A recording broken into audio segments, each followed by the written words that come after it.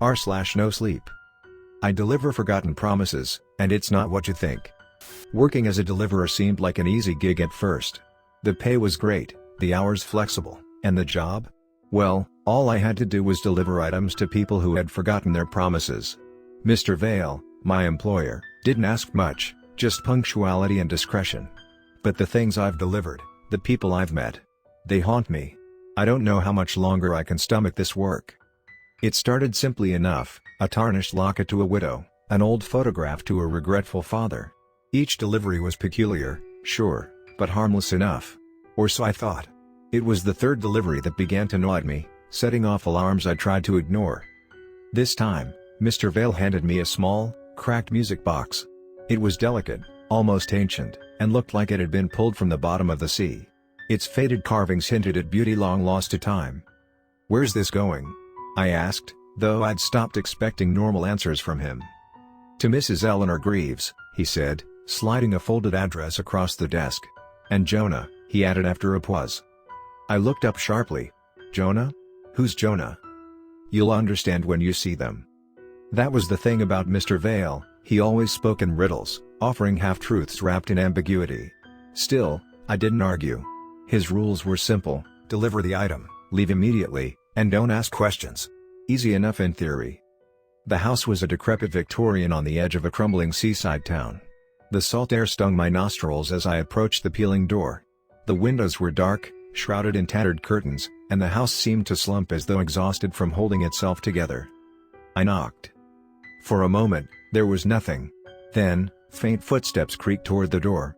A woman opened it, a frail figure wrapped in layers of dusty shawls. Her face was a road map of wrinkles, her eyes clouded with an odd mix of sadness and suspicion. "Mrs. Greaves?" I asked, holding up the music box. Her eyes locked onto it immediately, and her breath hitched. She reached for it with trembling hands but froze just before touching it. Where did you get that?" Her voice was barely a whisper. "It's a delivery," I said, keeping my tone neutral. "From Mr. Vale." At the mention of his name, her hands dropped. She stepped aside, motioning me in without a word. Inside, the house was even more oppressive.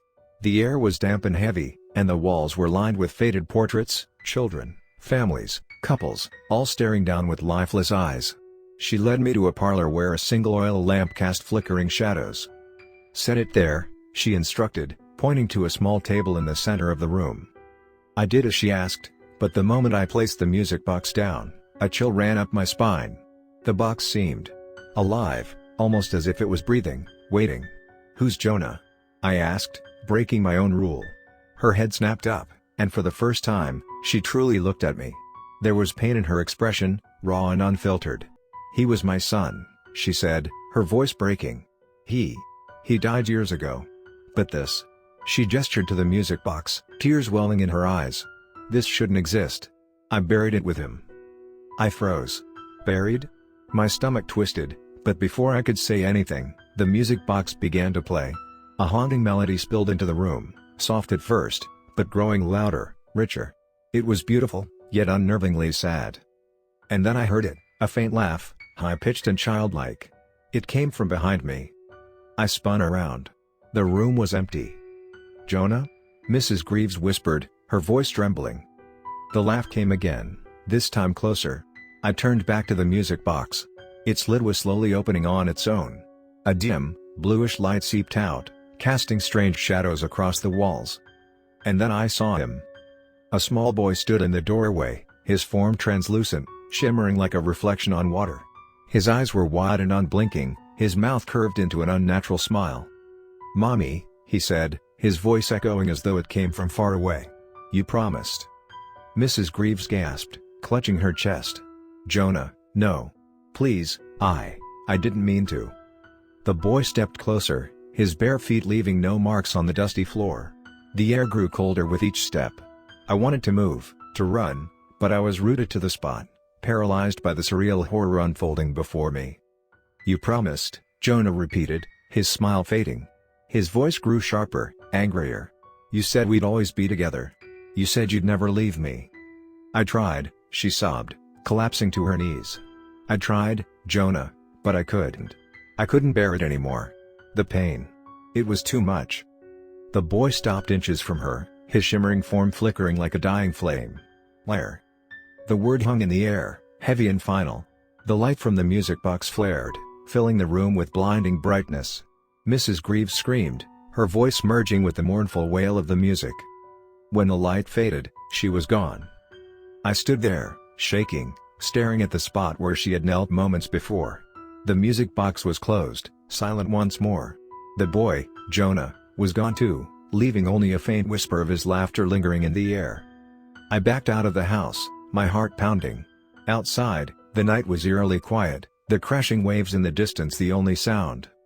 When I returned to Mr. Vale, he was waiting in his dimly lit office, his face as unreadable as ever. "Did you deliver it?" he asked. "Yes," I said, my voice hollow. She's gone." He nodded, seemingly unsurprised. "Good. You've done well." I wanted to scream at him, to demand answers, but I knew it would be pointless. Mr. Vale didn't deal in explanations, only in forgotten promises and the price they demanded. As I left his office, I glanced at the next item waiting on his desk. A wedding ring, tarnished and cracked. I don't think I can do this much longer. But I still pocketed the payment, a small stack of crisp bills, and headed home. My one-bedroom apartment was sparse, a reflection of the transitory life I'd built since starting this job. The money was good, but it wasn't the kind you could flaunt or spend on luxuries. People who worked for Mr. Vale didn't last long, and they definitely didn't retire comfortably. You either disappeared or became part of one of his deliveries. The wedding ring I'd glimpsed on his desk gnawed at me. I wasn't supposed to care about the items, about their stories, or about the people tied to them. That's what I kept telling myself anyway. But Jonah's face, translucent and anguished, haunted me. I'd seen a lot of strange things in this line of work, but never something that personal, that raw, that wrong. The next morning, I found myself in Mr. Vale's office again, staring down at the wedding ring. It sat in a velvet box, deceptively innocent, as though it belonged on the shelf of a jewelry store rather than in the depths of whatever twisted economy Mr. Vale ran. "This one goes to a Mr. Nathaniel Holloway," he said, sliding another folded address toward me. "You'll find him in room 308 of the Crescent Pines nursing home." "A nursing home?" I asked, frowning. "You sending me to harass an old man now?" Mr. Vale's expression didn't change. He made a promise. All promises come due. I wanted to argue, to demand why he couldn't deliver this one himself. But I knew better. So, I grabbed the velvet box and left, though my stomach churned the whole way to the car. The Crescent Pines nursing home was nicer than I expected, with freshly trimmed hedges and cheerful yellow siding. Inside, the air smelled faintly of antiseptic and stale coffee. I passed cheerful staff and residents playing cards, but the brightness only made me feel heavier, as though I didn't belong in this place of normalcy. Room 308 was at the end of a quiet hallway. The door was ajar, and I knocked lightly before stepping in. Nathaniel Holloway sat in a wheelchair by the window, his thin frame wrapped in a plaid blanket. His hair was white and sparse, and his face bore the deep lines of a long, hard life. But his eyes were sharp, startlingly so. They locked onto me the moment I entered. "You're from him, aren't you?" he said, his voice raspy but firm. I hesitated, then nodded. There was no point in lying. He gestured for me to come closer, his bony hand trembling slightly as it rested on the arm of his chair. "What does he want this time?" Nathaniel asked, his tone weary. I held up the velvet box. "The ring. It's tied to a promise you made." His expression darkened, and he turned to gaze out the window. "Of course it is," he muttered. "I knew he'd come for it eventually. I just hoped I'd be dead before he sent someone." "What's the story?" I asked, unable to stop myself. I was breaking the rules again. But I had to know. "What did you promise?" Nathaniel laughed bitterly. "You think you're ready to hear that? Trust me, son, the things I've done, the promises I've made. They're not for the faint of heart." "Try me," I said, setting the box on the small table beside him. He sighed deeply, his thin chest rising and falling with the effort. "The ring belonged to my wife, Evelyn. She passed away almost 20 years ago. We were young when we married, and we had big dreams, you know? A house, kids, a life full of love and happiness. But I wasn't a good husband." His voice cracked, and he paused, collecting himself. "I gambled. Drank. Made a mess of everything. She stayed, though. For years, she stayed. Until one day, she couldn't anymore." "What happened?" I asked quietly. Nathaniel's gaze was far away now, lost in the haze of memory. She left, packed a suitcase and walked out the door.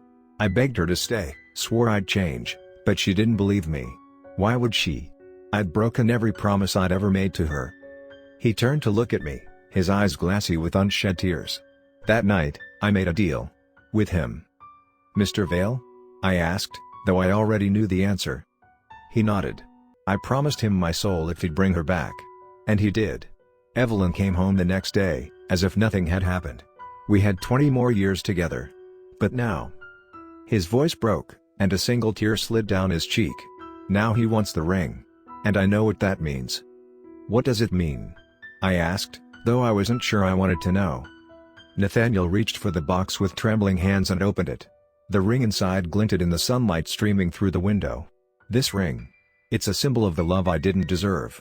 And taking it back means taking her away from me again.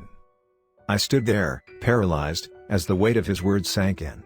I thought about Jonah, about the way his promise had consumed him even after death. Now I was here, about to deliver another piece of someone's soul to Mr. Vale.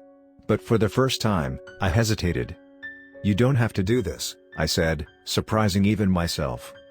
Nathaniel smiled faintly, a sad, knowing smile. You think you can stop him? You think you can change the rules? I made my bed, son. Now I have to lie in it. He held out the ring, and I took it reluctantly. My hand felt heavier with the weight of his sacrifice. As I turned to leave, he called out to me one last time. Tell him. Tell him I'm ready. When I handed the ring to Mr. Vale, he didn't say a word.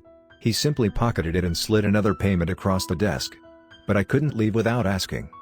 What happens to them? To the people we take from? Mr. Vale's lips curled into a thin, almost amused smile. You already know the answer to that. That night, I dreamed of Evelyn. She stood in a field of wildflowers, her face serene, her hand outstretched toward Nathaniel. He walked toward her, smiling for the first time in years. But as their hands touched, she dissolved into ash, leaving him alone in the endless field. I woke up in a cold sweat, the echoes of his voice still ringing in my ears. You think you can change the rules? I don't know if I can do this anymore. But if I don't, who will?